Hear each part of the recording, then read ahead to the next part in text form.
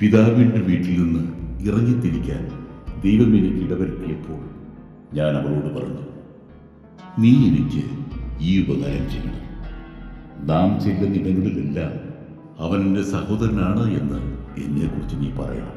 അപ്പോൾ അബീമേലെക്ക് അബ്രാഹത്തിന് ആടുമാടുകളെയും ദാസീദാസന്മാരെയും കൊടുത്തു. ഭാര്യ സാറായെ തിരിച്ചേൽപ്പിക്കുകയും ചെയ്തു. അവൻ പറഞ്ഞു, ഇതാ എൻ്റെ രാജ്യം, നിനക്കിഷ്ടമുള്ളിടത്ത് പാർക്കാം.